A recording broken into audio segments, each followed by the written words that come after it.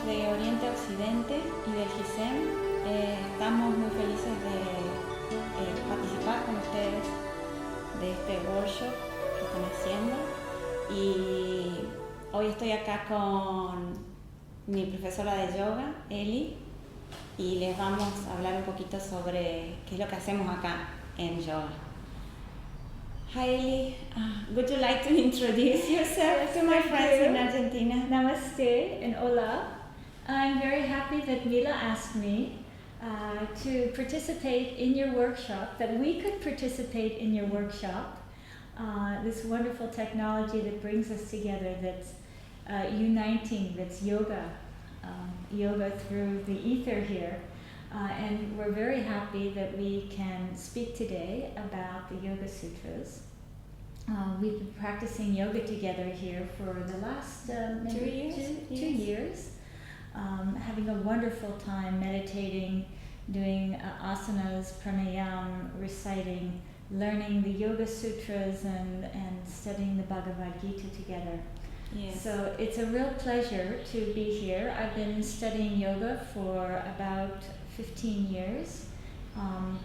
The practices of meditation and of course the full yoga experience of meditation, asanas, pranayam. I love to study Sanskrit, and I love recitation, and I really love sharing this beautiful eternal practice. So this is going to be just a conversation between us. Okay, wonderful. So shall we start? Let's begin. We'll begin with an invocation to those divine beings that guide all of our practice of yoga, and specifically to Patanjali, whose works we're going to speak about today. Okay. So let's begin.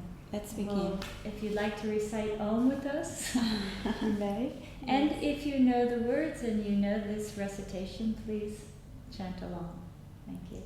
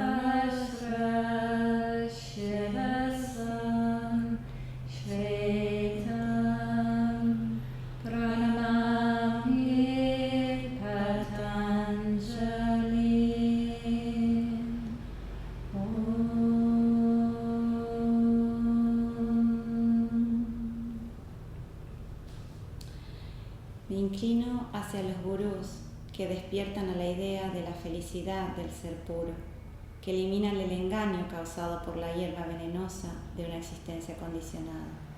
Me inclino ante el sabio Patanjali, que tiene miles de cabezas blancas como la serpiente divina Ananta, y que en su forma humana lleva en sus brazos una concha de mar que representa el sonido divino, una rueda que representa al disco de luz y tiempo, y una espada, el discernimiento.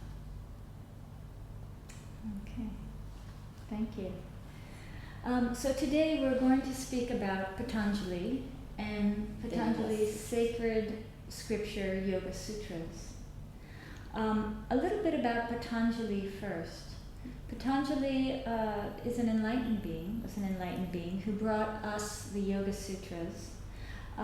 He was, as an enlightened being, he commentated and he codified the Yoga Sutras, this body of work, which is about the unity of mind.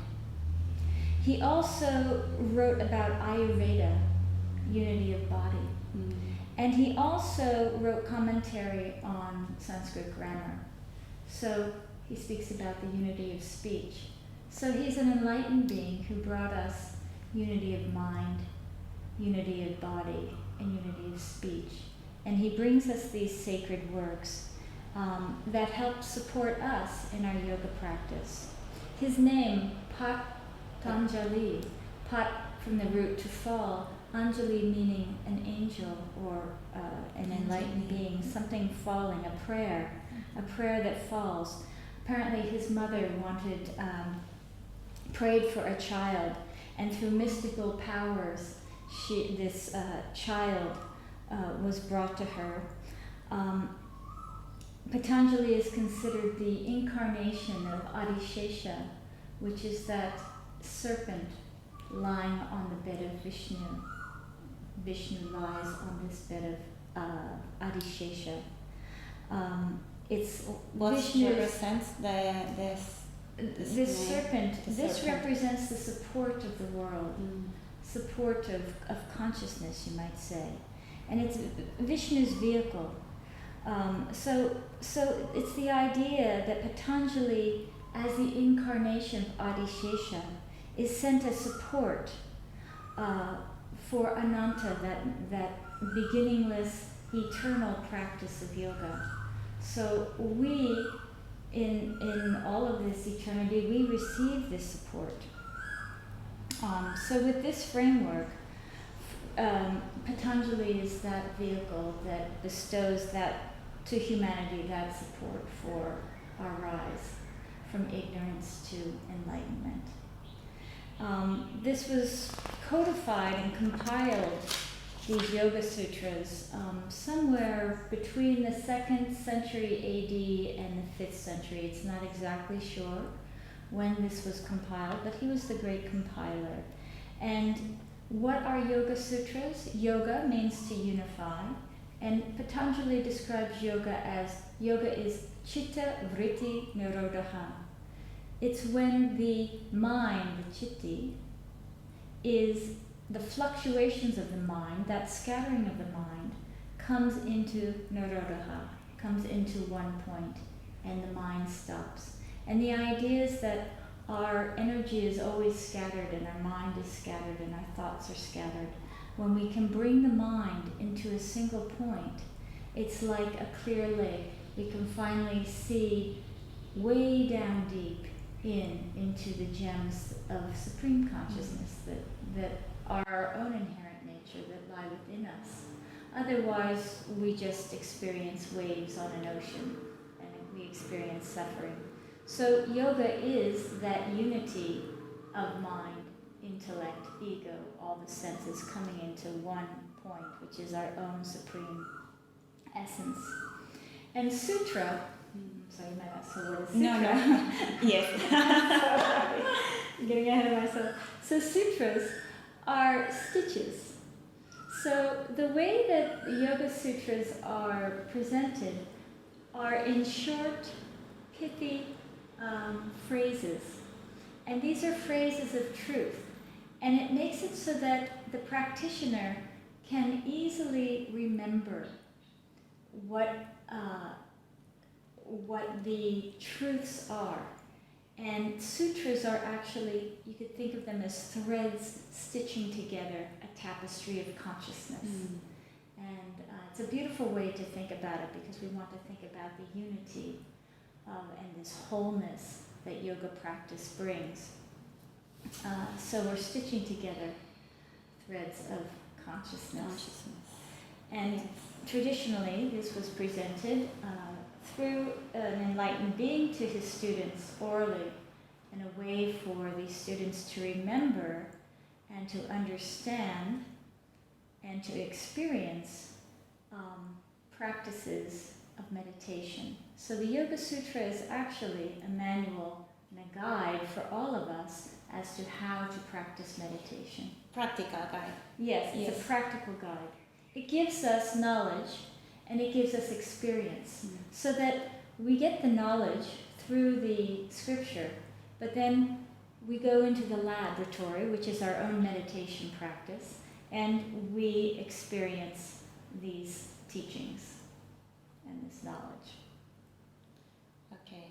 And so can you tell us more about the Yoga Sutras? Yes. Okay. So I'll just briefly tell you a little bit about how they're structured, and then we'll go into speaking about the 8 limbs of yoga, which I'm sure you've heard about. Ashtanga Yoga, 8 limbs of yoga.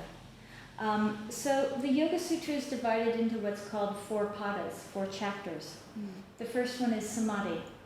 And it explains how an individual can move from ignorance to enlightenment. And always the highest practice is given first. So the idea is that our own nature is Satchit Ananda, truth, bliss, and supreme consciousness, but we don't experience ourselves that way. So Samadhi Pada tells us, just how we can sit in our own nature, and it describes that state of pure awareness and that total absorption, which is that supreme consciousness. The second pada is called Sadhana Pada, and if we are not able to just sit easily in our own nature, it gives us the means for rising to our supreme nature. So this is where we speak about the 8 limbs of yoga, and this is what we'll be focusing on today. The third pada is called Vibhuti Pada, and these are attainments or siddhi powers that occur once that practitioner has become immersed in the practices of yoga, and these include advanced practices of meditation. And the last pada is Kaivalya Pada, and this describes the state of unity consciousness. So it describes the state of enlightenment that yogi will come to eventually. And the idea is that we're all moving in that direction. All moving there. So just to introduce a little bit, the premise of all this is that we experience life generally as individual limited beings, and we don't know our true nature. That is Satchit Ananda, truth, bliss, and pure consciousness. And that we live in this state of samsara. Many of you have heard of this state of samsara, the Sanskrit word which means cycles of suffering.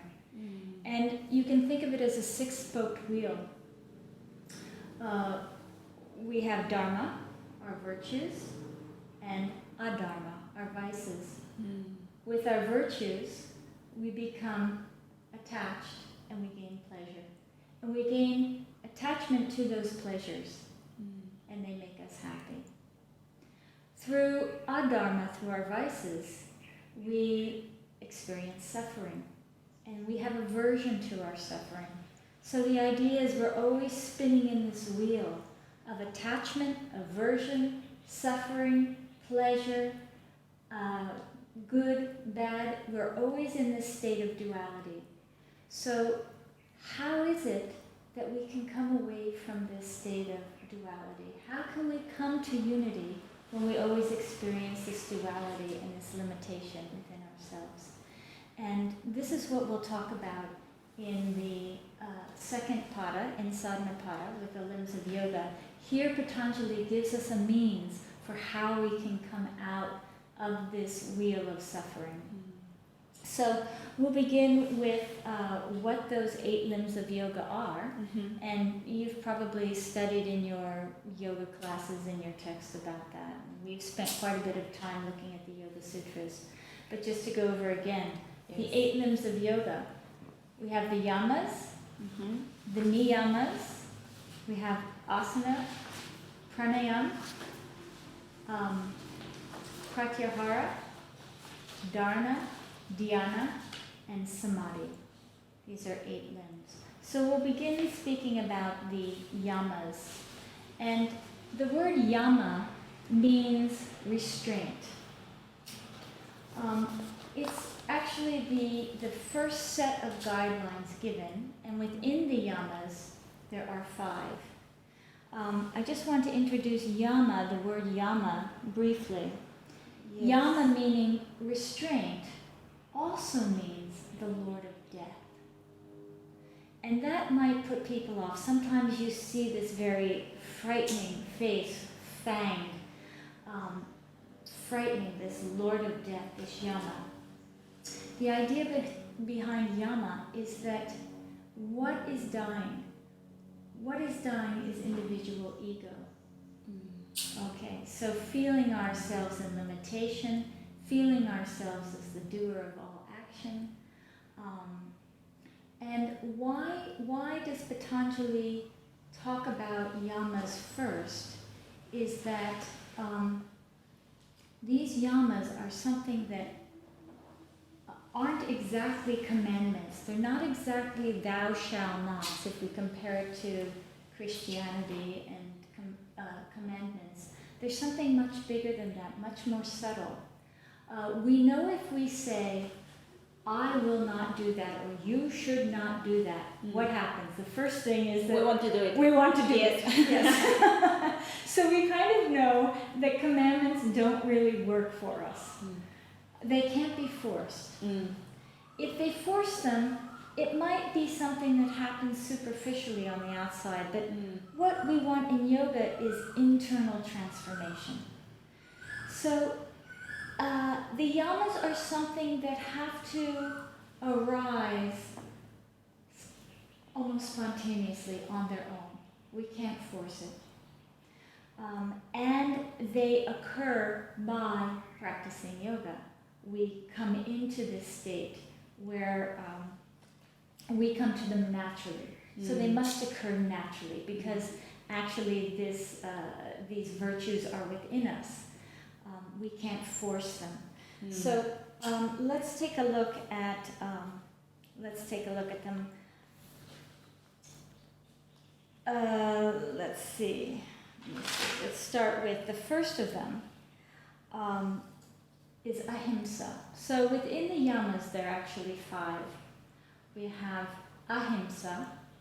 We have Ashteya. Ahimsa. Second one is Satya. Third is Ashteya. Fourth is Brahmacharya. Yes. And the 5th is Aparigraha. These are all Sanskrit words that have very deep and subtle meaning, very powerful meaning. So we'll begin with the first one. And the way Yoga Sutras are structured is the first of a series of virtues is often the most powerful and the most important. So here, Ahimsa, himsa meaning injury, and the prefix meaning non-injury, means not killing, no violence. It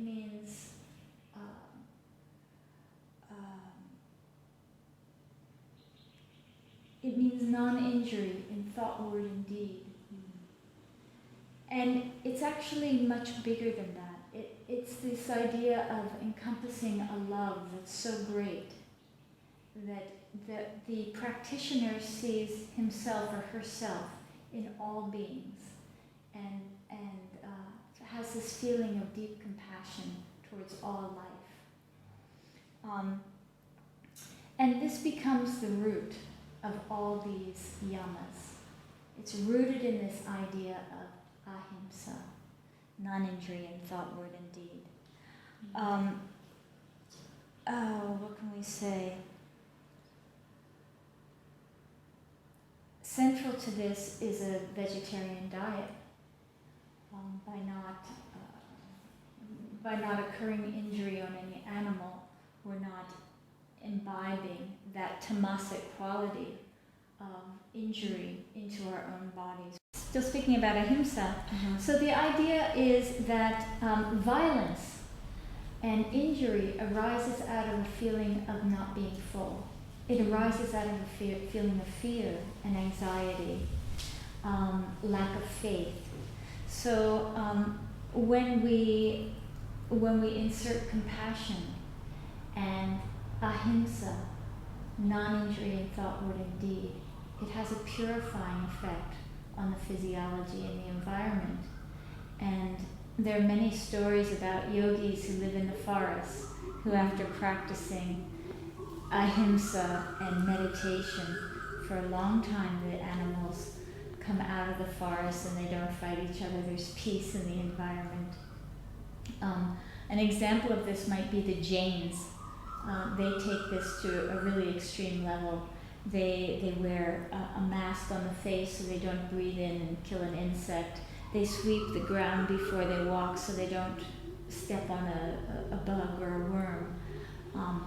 But we as yogis just would like to keep a vegetarian diet, and this is really sort of a non-negotiable. Why is that the vegetarian diet? Can you explain to us?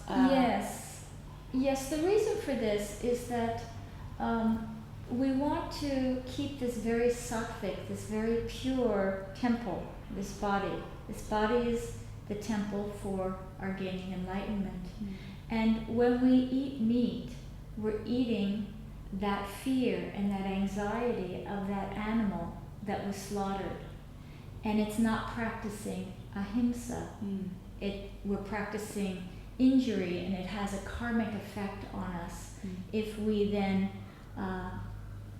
eat the meat of that slaughtered animal. It makes a difference in our meditation practice, whether we can really gain the consciousness that we need for true enlightenment. So this has an effect on the being that we're taking in that anger and fear, and we're also taking in that tamasic, that dark quality of anger and fear and those emotions. And the idea is also that all living beings have an atman, a soul. A soul, yes. And that all souls are equal. Yes, so we don't want to injure a single soul. So it's that idea. It's really a beautiful quality. And you'll find that if you do take this vegetarian diet, it makes you feel strong and healthy and nourished. So that was ahimsa. Yes. Okay. So that was the first of the yamas. Yes. So the next of the yamas is satya. Satya means truth. And the idea is to live your truth, to be in truth, to speak the truth. But we're not talking about speaking the truth and causing injury. So we want to speak the truth sweetly. We want to have discernment of how we speak the truth. But it also means living in the truth of your own meditation practice that brings you to that blissful state of supreme awareness. So that's satya. So one should always be contemplating spiritual truths for that upliftment. Let's see, the third one then. Remember the third? Asteya. Okay, again we have the a and steya. Steya means stealing. Asteya means not stealing. And it's the idea that we only take what's given to us. We don't covet what's someone else's. We don't take ownership for work. We don't steal people's time and energy. And the idea, even deeper than that, is we attribute that everything belongs to Supreme Being, and that Supreme Being will give us what we need. We don't need to take, everything will be given.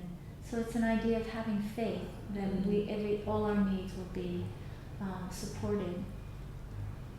And the idea behind that is that when we're not stealing, then we'll be given our true needs, which are liberation. We'll be given what we truly need. which is internal happiness, supreme bliss. It's nice. Mm. And then the fourth is brahmacharya. Brahmacharya. Brahmacharya means living in supreme awareness, moment to moment to moment, without break. That one who does that. It's often misconstrued as not being sexual, so for people who are married it can be misunderstood.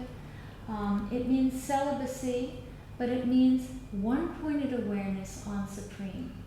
The idea about celibacy as a brahmacharya is that you don't want to waste your sexual energy. You don't want to waste your energy on sexuality. You want your energy to be transformed into ojas, into that nectar that is the essence of all the bodily fluids and tissues and the dhatus in the body, the 7 dhatus. And so the idea is that when you abstain from sexuality, that energy is transformed for spiritual practice. But the one who's true brahmacharya is the one who is always thinking of Supreme Being. So you can be married and be a brahmacharya if you're always being devoted to that one-pointed awareness and you use your sexual energy appropriately. So that's the idea behind that. And then our last of the yamas is aparigraha. So parigraha means grasping, seizing, hoarding, clutching, collecting. Aparigraha means not hoarding. So the idea is using what you need and nothing more. Giving away the things that are no longer useful to you. And the idea for the yogi who perfects that, the idea is that all gems come to that yogi, and the gem will be internal gems that the yogi receives. So all of these 5 practices are really rooted in meditation. One must meditate in order to truly experience each of these. And as I said before, it's not a commandment, it's something that spontaneously comes to the yogi, that these practices, these virtues arise. You can't say, I want to be non-aggressive, so I'm going to do this, that, or the other. Yeah. I'm not going to yell, I'm not going to do this, because we know it doesn't work. What you do is you insert something else. You insert meditation, you insert recitation, you insert perhaps a vegetarian diet, and then these things come. Okay, and then I forgot, yes, those were the 5. Okay, so we will move on to the niyamas, the second of the 8 limbs of yoga. And niyamas really are disciplines that the yogin can acquire and can do, something you can do. One is something that is done for society, virtues that are universal codes of acting and being. And the second are disciplines that the yogin can take on. And there are, again, 5 of these. So these include saucha, cleanliness, santosha, contentment, tapas, austerities, svadhyaya, knowledge of the self, and the 5th, ishvara pranidhana. It means devotion to the Supreme Being. So let's start with saucha of the 5. This means externally keeping the body clean. Saucha means cleanliness. But actually the more subtle meaning is internal cleanliness. It's purification through practices of yoga, through meditation that are cleansing. And for example, the asanas will remove the impurities in the nervous system from the gross body. And then it will help remove those blocks so that prana can move more easily through the body. Through meditation, the mind is purified. Through a vegetarian diet, the body is purified. Yes. So that's the first one, Saucha. Second is Santosha. And the idea of Santosha is just contentment. That's what it means. And it's not, it sometimes can be misunderstood in the West as apathy or laziness, and it's not at all the meaning of Santosha. Santosha means being happy with what you have, being content, knowing that there's a divine purpose for everything that happens, and that your time will come, or that you're living out your karma as you are. Just keep doing your practice, keep meditating, keep staying on your practice, keep watching your breath. So it's practicing every moment with awareness, being happy in each moment, being content with the way things are in the present moment, not being in the past, not being in the future, but being in that present moment, content. So the third is called tapas, and many people misunderstand tapas, but the idea of tapas, tap means to heat. It means purification, and it means being centered within duality, because we know where there's always happiness, sadness, good, bad, right, wrong. We're always experiencing this duality in life. But tapas allows us, through what they call austerities or disciplines, to come to that center point. How do we purify this body? How do we come to that center of the pairs of opposites? And the idea is to be able to tolerate whatever comes to you, whatever comes in this life, that you can tolerate it. For example, some practices of tapas might be fasting, for example. Fasting. You could say, okay, I'm going to give up coffee, if you're a coffee drinker. Okay. Or if you're a meat eater, you're going to give up meat for maybe a period of time. You're going to do something that requires discipline. But the idea behind tapas is that it's not suffering, it's not like... It's not a commandment. Exactly. If you suffer too much, you won't do it. It has to be like spring sunshine. It has to feel nourishing. And it has to feel like something that you immediately feel the benefit of doing, which creates this desire to continue doing that austerity, to be disciplined in that practice. Yeah. We all know brushing our teeth in the morning makes us feel better. So it's that idea, something you do every day, something that becomes a habit, because then our habits become part of our personality and part of the way we live in this world. So tapas should be something that's not too hard, but something that requires effort, so that purification can begin and can continue, and it can lead us to that purified state. So really every time we sit, we're doing some form of tapas. But the secret behind tapas is really the tapas is a wonderful practice, and that we're not lacking in anything. We're actually feeling very nourished. So the idea is to not do something too harsh. Sometimes when we practice yoga asana in a very harsh way, we're put off from doing it. So we have to find a middle way, find something that's right for ourselves. Okay, the next one is Svadhyaya. Svadhyaya. Svadhyaya. Sva meaning the self. The self. Knowledge of the self. And how do we gain knowledge of our true nature and nature of the self? We gain it through reading scripture. So depending on what we read Bhagavad Gita and Yoga Sutras, but depending on whatever your spiritual inclination is. If you're a devout Christian, read the Bible and follow those practices. If you're a devout Muslim, read the Quran and follow the essence of those teachings. Whatever it is that you connect to the essence of it, because this brings us to studying what's true and what is the self. And the idea is that when we begin to study in these ways, these worldly things begin to fall away.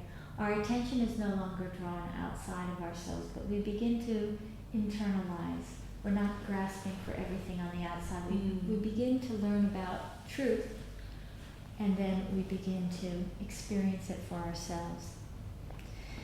The last of the niyamas is Ishvara Pranidhana, and this is the worship of God, and this is the idea of devotion to God by means of praise and remembering God, and we can do this by remembering the divine in every moment, in every breath, in every action.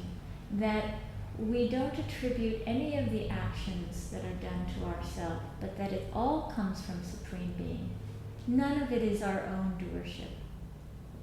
We feel like we're doing all these acts, but we're actually acting through supreme awareness. It's Supreme who's acting. So it's becoming devoted to that Supreme Being. And by cultivating these yamas and niyamas, it produces a very beneficial effect. We don't force any of it. We just see if these qualities arise in ourselves as we continue to practice yoga, meditation. I should go back and say the limbs of yoga aren't practiced one at a time. They're practiced in unity. So just like a tree doesn't grow branch by branch, it grows all at the same time through this trunk, which is nourished by sap that moves through it. The sap, we could say, is that supreme consciousness that's flowing through the whole. In the same way, we could say it's like a child that's developing in the womb. It doesn't just grow one leg and then another. Yes. The whole thing forms together. So we need to see this as a unified whole, that each limb supports the other, but that totality exists within each limb, and that if we practice one of these limbs perfectly, if we have perfect ahimsa, we become an enlightened being. They all work together as a unified whole. So it's actually really beautiful, really, and you'll find as you begin to study them, they're all working together. So let's move to the third limb of yoga, which is asana. Asana. So that's what we all... That's the postures. That's the postures, and that's all that we experience. This is what most of us experience as yoga, as being yoga. But remember, Patanjali describes yoga as chitta vritti nirodha, when the vrittis, the fluctuations of the mind, stop. And we can just be in that silent awareness. So the third asana being, or the third limb being asana. What does asana mean? It means a seat. And what is that seat? That seat really is just one-pointed awareness, pure awareness. Patanjali only speaks about asanas once in the whole of the Yoga Sutras. And he doesn't say put your leg behind your head, or he doesn't give us any guidelines because there's text written on that. But he tells us that that asana should be stiram and sukham. And what this means, it should be steady and comfortable. So any way that we move our body should be steady and comfortable and can bring us to that state of one-pointedness. So he's really talking about the pose of meditation. Okay, he's saying our meditative pose should be steady and comfortable. And we do all the physical postures so that we can open the body, gain flexibility and strength, so that when we come to sit in Samadhi, we are prepared for that. Yes, we are prepared. Our body's strong. We're not irritated by our legs or our ankles or our spine. We have clear clear breath, we're situated to begin our meditation practice. But our seat is always awareness. We always want to be aware.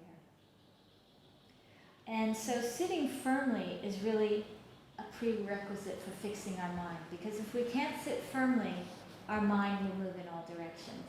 So we have to begin with our firm seat.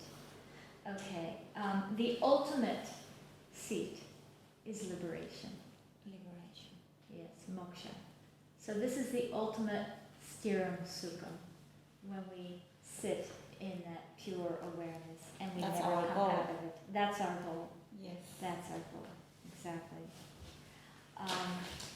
Okay, let's move on to the fourth, which Pranayama. is pranayama. Pranayama really is breath control, yama, restraint of the breath. And this actually, for us, is just to watch the breath every moment, to be in complete awareness of the breath.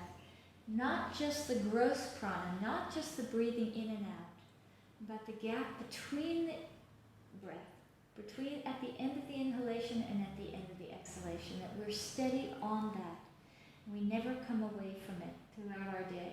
Even through our dreaming sleep, our sleeping state, we still are watching the breath. That will bring us perfect awareness. So these practices actually bring us to that state of one-pointedness. Okay, let's go to the next, which is pratyahara. Pratyahara means taking our senses away from the sense objects and turning them inward. So we're always looking outward, we're listening, we're looking out, but we're never attributing to the doer who is looking, who is seeing, who is smelling, who is tasting, who is feeling. We aren't aware of who that doer is. That's supreme consciousness moving through us. But we attribute that to our own doership. So the idea is to draw the senses back into the self so that we see divine things. We experience divine sound, divine taste, smell, and touch. And we begin to really cultivate that inner awareness and inner consciousness. Pratyahara. So Dharna is next as the seventh limb. Dharna is one-pointed awareness. Dharna is, sometimes we practice this in Yoga Asana, where we look up at the hand, or we put our awareness on the navel. It allows us, Dharna, to come to one point, to be ekagra, one-pointed awareness state. It's putting our attention on a point so that our attention isn't scattered. Exactly. Again. And next we come to dhyana, Dhyana. which means meditation. When we flow into that point again and again, we're flowing in that inner state of supreme consciousness. And our last state, which is our goal, is samadhi.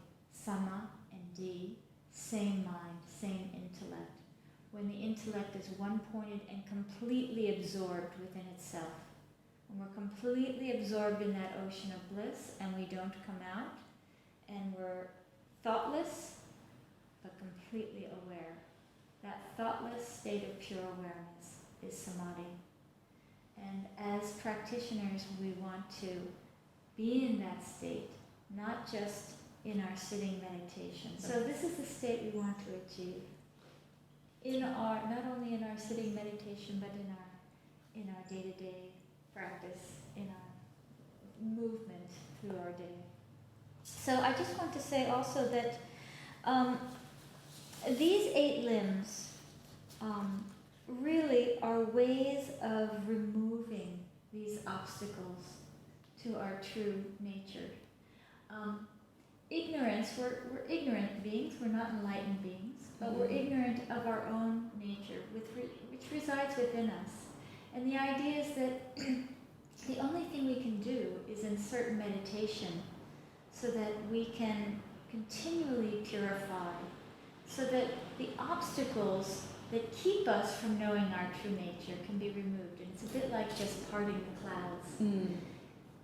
The sun is always shining within us, but we don't see it. We have to keep parting the clouds, the obstacles. So the 8 limbs of yoga are a means to help us remove the obstacles that keep us from knowing our true self. Nice. Thank you, Ellie. Thank you. Thank you. Shall we recite? Yes, we're going to just close with a beautiful recitation that we do. So let's recite it and then we'll just speak briefly about it. Okay. Thank you for listening, for joining.